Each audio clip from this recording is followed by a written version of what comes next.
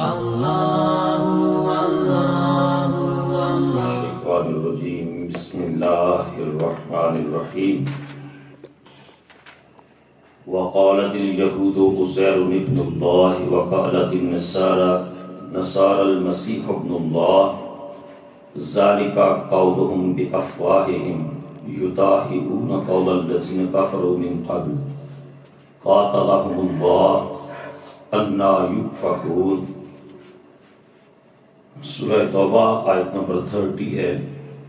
اللہ پاک نے ارشاد فرمایا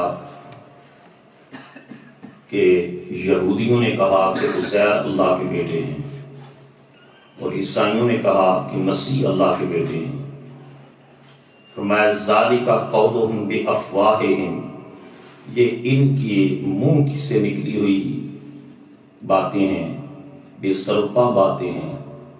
یضاہئون قول الذین کفروا من قبل، یہ نقل اتار رہے ہیں ان لوگوں کے قول کی جنہوں نے ان سے پہلے کفر کیا۔ قاتلہم اللہ، ہلاک کرے اللہ تعالیٰ انہیں۔ انا یؤفکون، یہ کدھر بٹ کے چلے جا رہے ہیں۔ تو یہودیت اور عیسائیت کے عقائد کا بطلان اس مبارک آیت کے اندر کیا گیا ہے کہ یہود کا ایک فرقہ حضرت عزیر علیہ السلام کو اللہ کا بیٹا مانتا تھا، اور بیٹے کے لیے عربی زبان میں ولد اور ابن کا لفظ استعمال ہوتا ہے۔ ولد تو حقیقی بیٹے کو کہتے ہیں، اور ابن جو ہے وہ بھی بیٹے کے لیے استعمال ہوتا ہے، لیکن کبھی کبھی محبوب بیٹے کو بھی وہ کہہ دیتے ہیں۔ تو اللہ پاک نے فرمایا کہ انہوں نے عزیر کو اللہ کا بیٹا بنا دیا ہے۔ اب عزیر علیہ السلام کون تھے؟ عزیر علیہ السلام یہ وہی ذات گرامی ہے جن کا ذکر سورہ بقرہ میں بھی آیا ہے کہ او کالذی مر علی قریۃ وہی خاویۃ علی عروشها، کہ یہ ایک بستی کے پاس سے گزرے جو نیست و نابود ہو چکی تھی۔ بخت نصر نے جب اسرائیلیوں پر حملہ کیا، ان کے ملک کو تباہ کر دیا، تو 100 سال تک تقریباً یہ قوم اس کی غلامی میں رہی، اور یہاں سے ہی اسی بستی کے پاس ہی حضرت عزیر علیہ السلام کا گزر ہوا، اور حضرت عزیر علیہ السلام کے پاس ان کا گدھا بھی تھا، کھانا بھی تھا، گزر ہوا۔ اور آپ نے فرمایا کہ انا یحیی ھذہ اللہ بعد موتھا، اللہ تعالیٰ ان مرے ہوئے لوگوں کو کس طرح دوبارہ زندہ کرے گا؟ مکان مٹ گئے، مکین جاتے رہے، اللہ ان کو دوبارہ زندہ کیسے کرے گا؟ تو قرآن مجید میں اللہ پاک نے ان کے اوپر موت طاری کر دی۔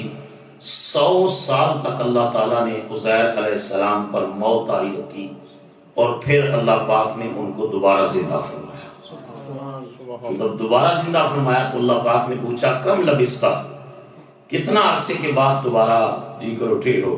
تو انہوں نے کہا لبستو یومن او بعد یوم، پورا دن سویا ہوں یا دن کا تھوڑا سا حصہ سویا۔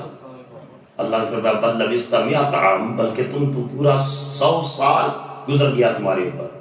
اب اللہ پاک نے فرمایا کہ میری قدرت دیکھ عزیر، تو نے کہا کہ یہ ان مردوں کو اللہ کیسے زندہ کرے گا، تو میں نے 100 سال کے بعد تجھے زندہ فرما دیا اپنی قدرت سے۔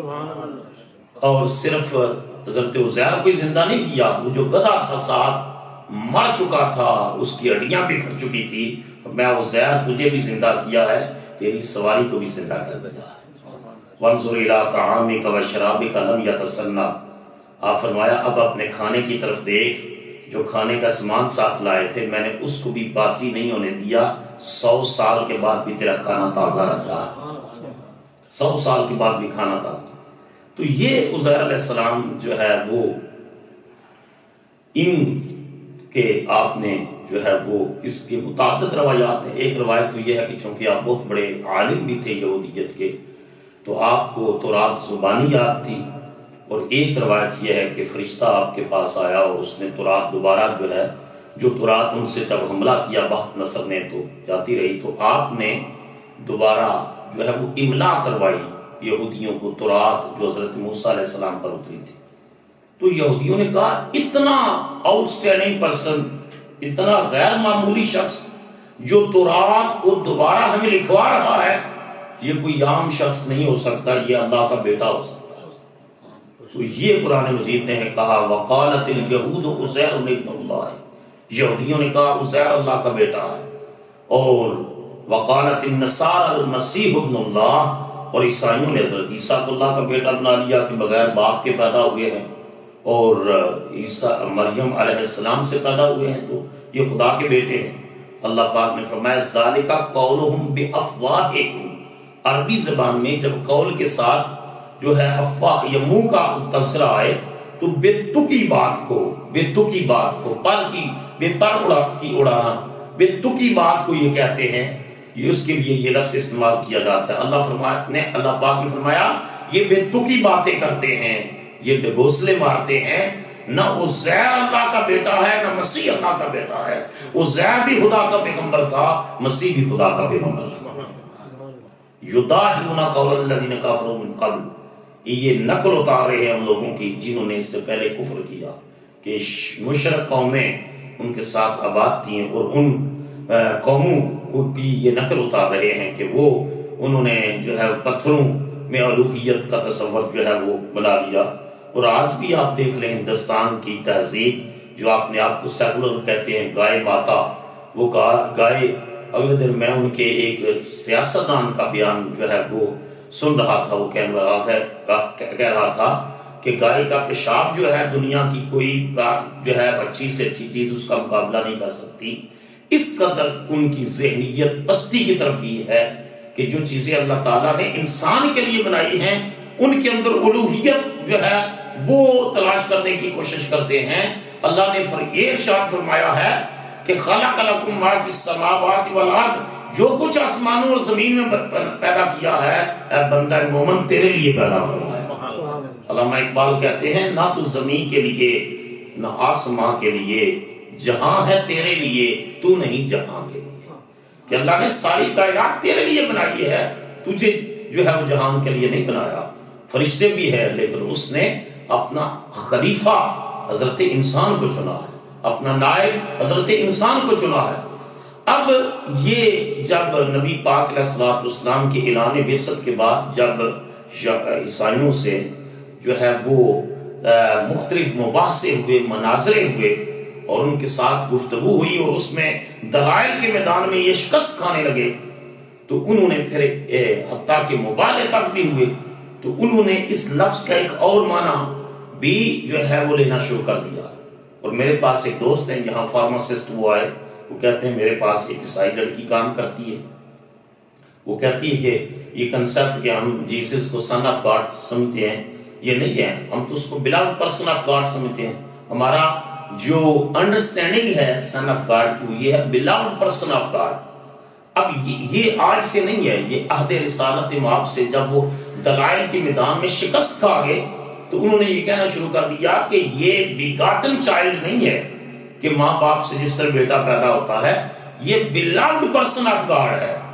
تو یہ علماء کرام نے جواب دیے، انہوں نے کہا کہ اگر تو تم کہتے ہو کہ جیسس حضرت عیسیٰ علیہ السلام یہ خدا کے بیٹے ہیں جس طرح انسان کا بیٹا ہے، واضح طور پر کفر ہے، شرک ہے، اس کی قرآن مجید خود نفی کرتا ہے، لم یلد ولم یولد، اللہ نہ کسی کا باپ ہے نہ کسی کا بیٹا ہے نہ اس کی بیوی ہے، وہ ہر قسم کے ان رشتوں سے پاک ہے، وہ کائنات کا بنانے والا ہے، انسانوں کو پیدا کرنے والا ہے۔ رہ گیا آپ کا یہ آپ کا مفہوم اور یہ انڈرسٹینڈنگ کہ beloved person of God، تو پھر beloved person of God میں تو پھر ہر نبی ہی اللہ کا محبوب بندہ تھا، تو پھر باقیوں کے لیے کیوں آپ سن کا لفظ کیوں نہیں استعمال کرتے؟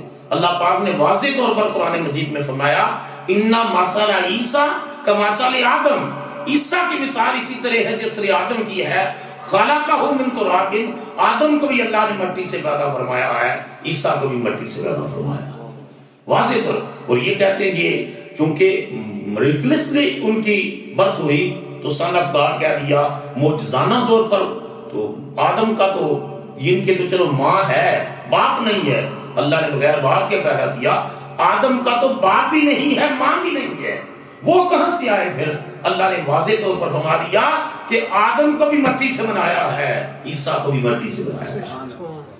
آدم بھی اللہ کے بندے اور اس کے نبی تھے، عیسیٰ بھی اللہ کے بندے اور اس کے نبی اور رسول ہیں۔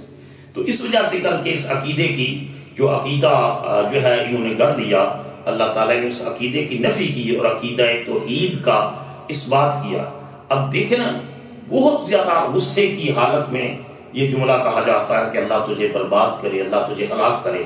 ان شرک پرستیوں کی وجہ سے خود زبان الوہیت یہ اعلان کر رہی ہے، قاتلہم اللہ، اللہ ان کو برباد کرے، اللہ ان کو ہلاک کرے، انا یؤفکون، یہ کدھر بھٹکے چلے جا رہے ہیں کہ اللہ کے رسولوں کو اور اللہ کے نبیوں کو بیٹے اور ان کی اولاد بنا رہے ہیں۔ اللہ نے فرمایا اللہ ان کو ہلاک کرے، یا کہاں بھٹکے جا رہے ہیں؟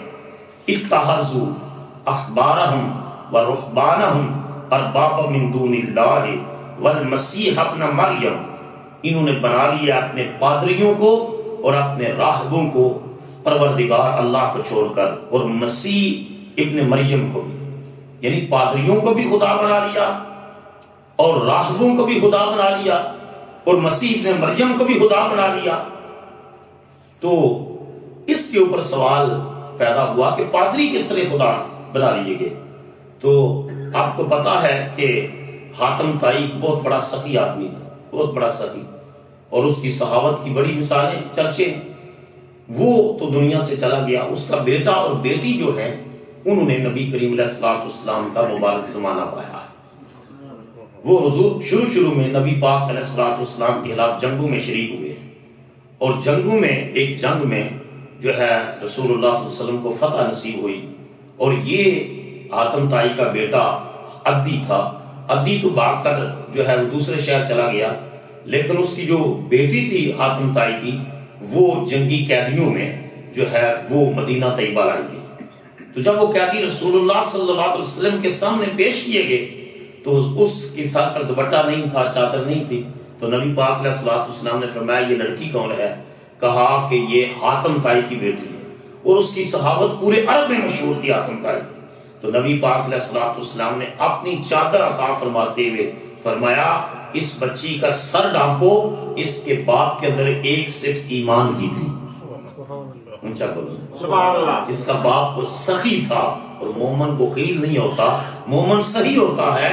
تو فرمایا اس کے باپ کے اندر ایک صفت ایمان کی تھی، وہ صحیح تھا، اس وجہ سے یہ سر ننگا اس کا نہیں رہے گا۔ محمد عربی اپنی چادر اس کو عطا فرماتے ہیں، سبحان اللہ۔ اور اب حضور صلی اللہ علیہ وسلم کا حسن اخلاق دیکھ کر وہ بچی مسلمان ہو گئی، اور اس بچی نے پھر خط لکھا اپنے بھائی عدی بن حاتم کو، کہا بھائی تم جس ذات سے ڈر کر بھاگ گیا ہے نا، یہ ذات بڑی کریم ہے، مصطفیٰ بہت کریم ہے، اگر تم آئے اور آ کر معذرت کرے تو میں تجھے یقین دلاتی ہوں کہ محمد صلی اللہ تعالی علیہ وآلہ وسلم تجھے ضرور معاف فرما دے گی۔ جب بہن کا خط پہنچا تو اس نے ذہن بنا لیا کہ میری بہن مجھے شور کر رہی ہے تو میں آ جاؤں۔ اب وہ مدینہ طیبہ آیا تو نبی کریم صلی اللہ تعالی علیہ وآلہ وسلم سے اس نے ملاقات کی۔ آپ صلی اللہ علیہ وسلم مسجد سے نکل رہے تھے، اس نے کہا میں حاتم طائی کا بیٹا ہوں عدی، اور پورا عرب جانتا تھا حاتم طائی کو، اس کی صحابت پورے عرب میں مشہور تھی، تو مشہور آدمی کا بیٹا، ان کا میں بھاگ گیا تھا، میری بہن نے کہا۔ تو آپ صلی اللہ علیہ وسلم اس کو ساتھ لے کر چل پڑے گفتگو کرتے۔ جب وہاں جہاں گھر میں پہنچے تو ایک چارپائی کے اوپر چادر اور سرانہ پڑا ہوا تھا، اور ایک چارپائی بغیر چادر کے تھی۔ تو وہ عدی کہتا ہے کہ میرے ذہن میں خیال آیا کہ اگر یہ بادشاہ ہیں تو آپ خود اس چارپائی پر بیٹھیں گے جس پر چادر اور تکیہ ہے، اور دوسری چارپائی پر مجھے بٹھائیں گے، اور اگر یہ نبی اور رسول ہیں تو خود اس چارپائی پر بیٹھیں گے اور مجھے اس چادر اور تکیے والی پر بٹھائیں گے۔ عدی کہتا ہے کہ جب آپ صلی اللہ تعالی علیہ وآلہ وسلم نے مجھے پکڑ کر اس چادر والی چارپائی پر بٹھایا تو میرے دل نے گواہی دی محمد اللہ کے سچے رسول ہیں، سبحان اللہ سبحان اللہ، محمد صلی اللہ علیہ وسلم اللہ کے سچے رسول ہیں، یہ بادشاہوں والا ان کا وطیرہ نہیں ہے۔ اور اس کے گلے میں سونے کی ایک جو ہے وہ سلیب لٹک رہی تھی، سونے کی۔ یہ آپ کو پتا ہے کہ انہوں نے بہت ساری چیزوں کو جو ہے وہ اس طرح بنا لیا، اور جب اس نے وہ سلیب جو گدے میں پہن رکھی تھی وہ نبی پاک علیہ الصلوۃ والسلام کی نظر جب اس سلیب پر پڑی تو حضور نے فرمایا الکی ان کا حاصل وسن، اس بت کو اپنی گردن سے اتار دو. تو اس نے وہ سلیب فوراً جو ہے اتار کر پھینک دی. کیونکہ حضور نے فرمایا یہ اتار کر پھینک دو. آج ہمارے لوگوں نے سونے کی سگڑیاں گلی میں ڈالی ہوئی، سونے کی جو ہے وہ انگوٹھیاں پہنی ہوئی ہیں. آج میڈیکل سائنس نے ثابت کر دیا ہے کہ سونے سے ایسی شعاعیں نکلتی ہیں جو مرد کے جسم پر منفی اثرات پیدا کرتی ہیں، عورت کے جسم پر مثبت اثرات پیدا کرتی ہیں. اور نبی کریم علیہ الصلوۃ والسلام نے 1500 سال پہلے مرد کے لیے سونے کو حرام قرار دے دیا. بلکہ ایک صحابی کے ہاتھ میں انگوٹھی دیکھی تو آپ صلی اللہ علیہ وسلم نے غصے کا اظہار فرمایا سونا مرد کے لیے ناجائز ہے. تو اس نے انگوٹھی اتار کر اللہ کے حبیب کے سامنے زمین پر پھینک دی. کہا اگر یا رسول اللہ آپ کو ناپسند ہے تو میں اس کو زمین پر پھینکتا ہوں، میں اس کو ہاتھ لگانے کو بھی تیار نہیں. جب نبی پاک تشریف لے گئے تو صحابہ کرام نے کہا کہ نبی پاک علیہ الصلوۃ والسلام نے مرد کے لیے سونے کو حرام قرار دیا ہے، تم پہنو نہیں، اٹھا کر لے جاؤ، جا کر اپنی بیوی کو دے دو یا بیچ کر اپنا نظام چلا لو. تو اس شخص کی حضور کی اطاعت کا یہ عالم تھا. اس نے کہا جس چیز کو میرے آقا نے ناپسند فرمایا ہے میں اب اس کو ہاتھ بھی نہیں لگانا چاہتا، سبحان اللہ، کیونکہ میرے آقا علیہ الصلوۃ والسلام نے اس کو ناپسند فرما دیا. تو حضور نے فرمایا عدی کو کہ عدی جو ہے وہ اس کو اتار کر پہن. اس نے فوراً اتار دیا. وہ سلیب سی اور جو ہے وہ اس کے اوپر تشبیہ بنی ہوئی تھی. اب جب اس نے اسلام قبول کر لیا، کلمہ پڑھ لیا، تو اس نے اس آیت کا حضور سے ترجمہ پوچھا.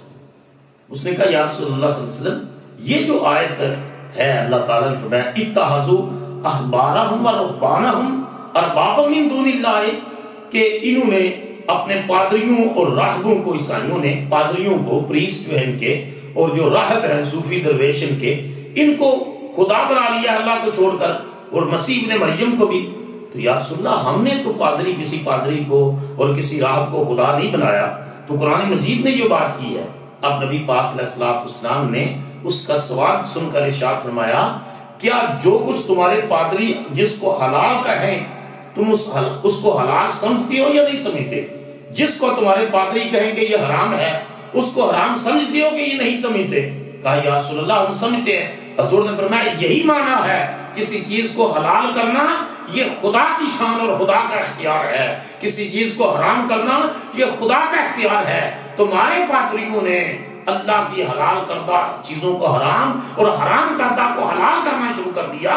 جو اللہ کا اختیار تھا انہوں نے خود استعمال کرنا شروع کر دیا، اور تم نے اس کو تسلیم کر لیا. جو ہمارا پادری کہہ رہا ہے یہی ٹھیک ہے، یہی معنی ہے اللہ پاک کو چھوڑ کر پادریوں کو خدا بنا لینا. تو انہوں نے کہا یا رسول اللہ یہ تو ہم کرتے تھے. تو فرمایا اگر کوئی عالم، کوئی درویش، کوئی پیر اللہ کی حلال کردہ چیز کو حرام ٹھہرائے یا حرام کردہ چیز کو حلال ٹھہرائے، اور دوسرا اس کے فالوور، اس کے متابعین، اس کے پیروکار اس کو کہیں جی چونکہ یہ پیر صاحب کا حکم ہے، چونکہ یہ ہمارے عالم کا حکم ہے، اور دوسری طرف قرآن کی آیت موجود ہو، حضور کی حدیث موجود ہو، اور کہیں چونکہ پیر صاحب کا حکم ہے، تو یہ اللہ کا اختیار اس میں تسلیم کرنا یہ شرک ہے. اور اللہ تعالیٰ ہر قسم کے شرک کی نفی کرتا ہے. اللہ تعالیٰ نے قرآن مجید میں فرما دیا ہے میں ہر گناہ معاف کر دوں گا سوائے شرک کے. اگر جو شرک ہے اس کو ان الشرک لظلم عظیم، ظلم عظیم کہا گیا ہے. کہا شرک کے سوا میں بڑے سے بڑا گناہ بھی معاف فرما دوں گا، شرک کو معاف نہیں کروں. تو فرمایا انہوں نے اپنے پادری اور راہبوں کو اپنا پروردگار رب بنا لیا اللہ کو چھوڑ کر، مسیح ابن مریم کو بھی. وما امروا الا ليعبدوا الها واحدا، انہیں نہیں حکم دیا گیا تھا سوائے اس کے کہ وہ عبادت کریں صرف ایک خدا کی. مجھے خود اتفاق ہوا الحمدللہ ہم عقیدہ حق اہل سنت والجماعت سے، ہم پیران عظام کی سے محبت کرتے ہیں، ہم پیران جو حقیقی صوفیاء. لیکن ایک مزار، ایک دربار پر میں نے دیکھا کہ لوگ وہاں سجدہ کر رہے ہیں. میں اس وقت دور طالب علمی میں منع کیا، میں نے کہا کس نہیں چھوڑے جی چھوڑے، آپ یہ ہمارے پیر صاحب ہیں، ہمارے پیر صاحب. تو جہالت کی وجہ سے کر کے اگر کوئی کسی دربار پر سجدہ کرے تو یہ بالکل ناجائز ہے، حرام قطعی ہے، شرک کے زمرے میں آتا ہے. سجدہ صرف اور صرف اللہ رب العزت کی ذات کو سوا، اللہ کے سوا کسی کو بولو سجدہ جائز نہیں ہے۔ نبی کریم صلی اللہ علیہ وسلم نے فرمایا اگر اللہ کے سوا کسی کے لیے سجدہ جائز ہوتا تو میں بیوی کو حکم دیتا کہ خامد کو سجدہ کرے، کیونکہ اس کا مجازی خدا ہے، لیکن اللہ کے سوا کسی کے لیے بولو سجدہ جائز نہیں ہے۔ اس دین اسلام سے قبل سجدہ تعظیمی وہ جائز تھا، جس طرح اللہ پاک نے جو ہے فرشتوں کو کہا آدم کو سجدہ کرو، ابلیس کو کہا ابلیس اگڑ گیا، اس طرح پہلے دور میں سجدہ تعظیمی جائز تھا، مگر رسول اللہ صلی اللہ علیہ وسلم کی شریعت نے سجدہ تعظیمی کو بھی ناجائز قرار دے دیا۔ سجدہ صرف دہلیز ربوبیت اور دروازہ الوہیت پر ہوگا، اللہ کے سامنے سر جھکے گا، اللہ کے سوا کسی کے سامنے سر نہیں جھکے گا۔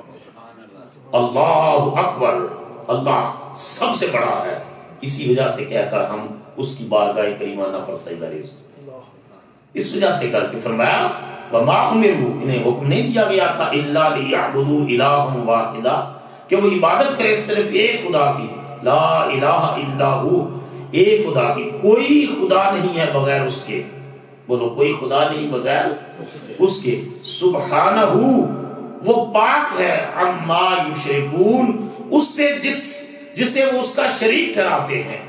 تو فرمایا اللہ تعالیٰ ہر قسم کی دوئی، ہر قسم کے شرک سے پاک ہے، وہ وحدہ لا شریک ہے، نہ اس کی کوئی ضد ہے، نہ اس کی کوئی ند ہے، نہ اس کا کوئی باپ ہے، نہ اس کا کوئی بیٹا ہے، نہ اس کا کوئی مشیر ہے، وہ اپنی ذات کے اندر ہی اتنا باکمال ہے کہ وہ کسی کے مشورے کا بھی محتاج نہیں ہے۔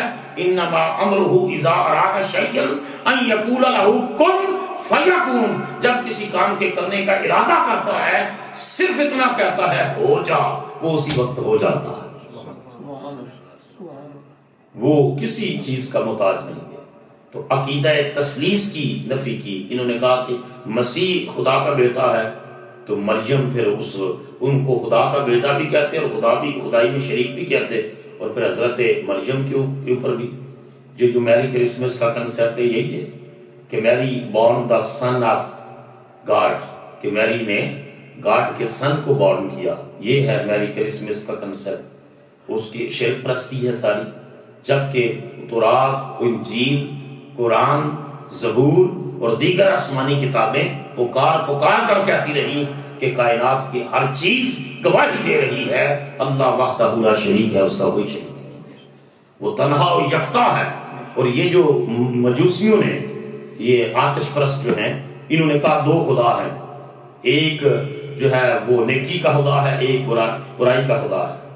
تو اللہ پاک نے فرمایا لا تتخذوا الہین اثنین انما هو الہ واحد، دو خدا نہ بناؤ، خدا صرف ایک ہے۔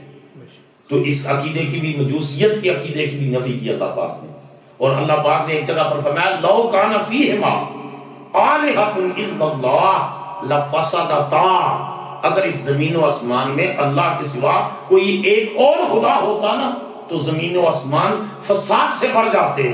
ایک خدا کہتا آج بارش کرنی ہے، دوسرا کہتا نہیں میرا موڈ نہیں ہے بارش کرنے کا، دونوں خدا ہی آپس میں لڑ پڑتے، جھگڑ پڑتے۔ فرمایا لو کان فیہما آلہۃ الا اللہ لفسدتا، اگر اللہ کے سوا کوئی اور خدا ہوتا تو زمین و آسمان فساد سے بھر جاتی۔